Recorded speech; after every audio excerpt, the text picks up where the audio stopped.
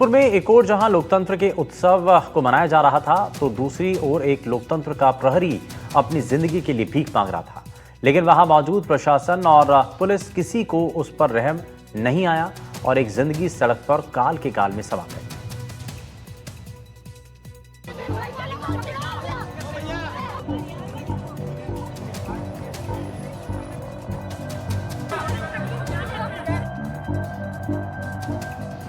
जब मर गई इंसानियत, सड़क पर तड़पती रही जिंदगी, तमाशा देखता रहा प्रशासन। सड़क पर मासूम ने तोड़ दिया दम। वीआईपी मूवमेंट जरूरी या जिंदगी?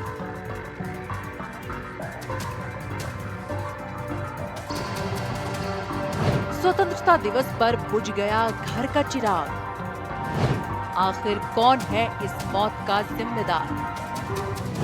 एक तरफ जारी था सीएम का कार्यक्रम, जहां हो रहा था झंडारोहण, कही जा रही थी लोकतंत्र को बुलंद करने की बात, तो दूसरी तरफ कुछ दूरी पर ही लोकतंत्र का भविष्य सड़क पर तड़प रहा था। ऐसा नहीं है कि वहां कोई मौजूद नहीं था, बल्कि वहां पुलिस से लेकर प्रशासन के लोग थे, लेकिन सभी मूक दर्शक बने बैठे थे। उनके लिए वीवीआईपी मूवमेंट किसी की जिंदगी से ज्यादा जरूरी हो गया और एक हंसती खेलती जिंदगी काल के काल में समा गई। राजस्थान की न्यायिक राजधानी जोधपुर, जहां स्वाधीनता दिवस के दिन सुबह करीब 5:30 बजे एक स्कूली छात्र को ट्रक ने टक्कर मारी, जिसकी उसकी मौके पर ही मौत हो गई। दुर्भाग्य ऐसा रहा कि मृतक के साथ 3 लोग और थे जो घायल थे और उनको अस्पताल पहुंचाने के लिए भी समय पर एम्बुलेंस नहीं आ सकी। और जबकि उस दिन जो है वो सूबे के मुख्यमंत्री भजनलाल शर्मा भी जोधपुर में थे, लेकिन कह सकते हैं जिस प्रकार से प्रशासन के रवैये पर सवाल खड़े होते हैं। दरअसल प्रदेश की न्यायिक राजधानी जोधपुर में 15 अगस्त को राज्य स्तरीय कार्यक्रम आयोजित किया गया। इसी राज्य स्तरीय कार्यक्रम में शामिल होने के लिए 14 साल का लोकेंद्र आ रहा था। इसी दौरान रेजिडेंसी रोड पर एक अज्ञात ट्रक की चपेट में आ गया। ये घटना सीएम भजनलाल शर्मा के शहीद स्मारक पर आयोजित कार्यक्रम से कुछ ही दूरी पर हुई, यानी पूरे इलाके में वीवीआईपी मूवमेंट हो रहा था। चप्पे चप्पे पर पुलिस तैनात थी, इसलिए तो हादसा होते ही चंद मिनट में पुलिसकर्मी वहां पहुंच गए, लेकिन बच्चे को तड़पता हुआ देखते रहे। न एम्बुलेंस की व्यवस्था थी, न ही अपनी गाड़ी से अस्पताल ले जाना मुनासिब समझा। क्या स्कूल जाए थे, 5 बजे घर से निकले थे, फिर और 4:45 बजे उनको एक्सीडेंट हुआ और पुलिस प्रशासन वहाँ खड़ी थी और एम्बुलेंस आई नहीं। फिर एक ऑटो वाले ने डाल के ले गया सर, और फिर पुलिस वाले ने 10 मिनट बाद आके वो सब ही कर दी पूरी।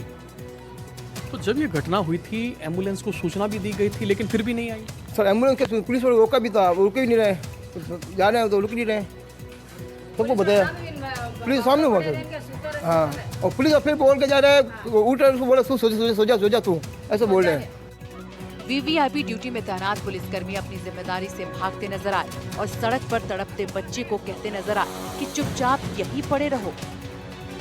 पुलिस वाले भी खड़े थे, लेकिन उस बच्चे को बोल रहे थे कि तू सो जा उठ मत, तू सो जा उठ मत। और वो बच्चों घायल हो बोल रही है मम्मी मम्मी कर रही है, और वो बड़ो वालों बच्चों वो पागल हो गया, उस दिमाग में ही बात, मतलब दिमाग से बात हो गई। उसके बाद उसको पता ही नहीं चल रहा था कुछ कि क्या हुआ।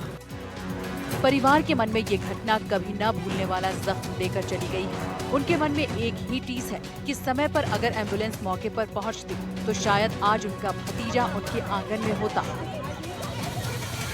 अगर ये होता सर तो पुलिस प्रशासन एम्बुलेंस पड़ी थी वहाँ पे भेज भी सकते थे, पर उन्होंने भेजा नहीं। अपनी गाड़ी भी ले जा सकते थे, ऑटो वो लेके लगता, वो लेके अपने ऑटो में लेके ना उठा के।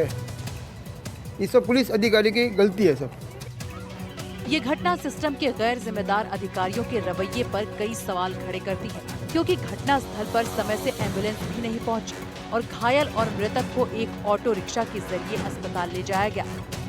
अब वो 15 अगस्त के दिन सुबह करीब 5:30 बजे स्कूली छात्र जो लोकेंद्र था, करीब 14 वर्षीय, उसकी जो है वो एक ट्रक की टक्कर से है जो दर्दनाक मौत हो गई। और दुर्भाग्य ऐसा रहा कि समय पर ना एम्बुलेंस पहुंच पाई, जबकि एक ऑटो चालक ने जो है उन घायलों के साथ ही उसको उठाकर जो है अस्पताल ले गए। और कह सकते हैं अगर समय पर जो है वो एम्बुलेंस पहुंच पाती तो शायद जो है वो उसकी जान भी बच पाती थी।